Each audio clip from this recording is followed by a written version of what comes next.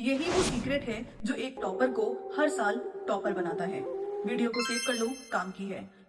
Problem ये नहीं है कि तुम पढ़ाई नहीं करते हो, प्रॉब्लम ये है कि तुम सही तरीके से पढ़ाई नहीं करते हो। देखो, एक एवरेज स्टूडेंट का मन तो वैसे भी पढ़ाई में नहीं लगता है, और जब वह किताब उठाता है और पहले चैप्टर को ओपन करता है तो उसे 20 से लेकर 30 पेज उसमें दिखाई देते हैं। लेकिन जब एक टॉपर उस किताब को उठाता है और वही चैप्टर ओपन करता है तो उसे केवल 1 पेज ही दिखाई देता है। ऐसा क्यों? क्योंकि एक टॉपर जानता है 1 पेज रूल के बारे में।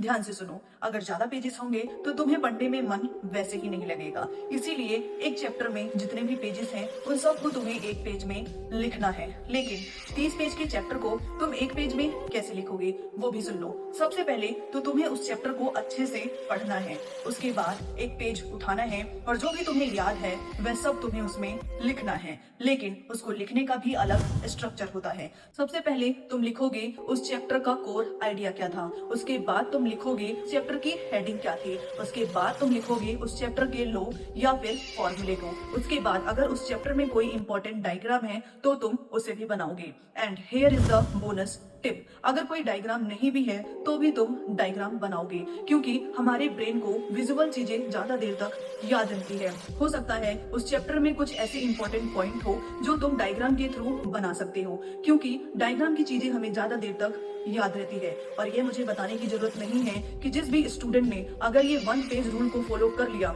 तो उसे पेपर में टॉप करने से कोई नहीं रोक सकता है। मिलते हैं नेक्स्ट वीडियो में।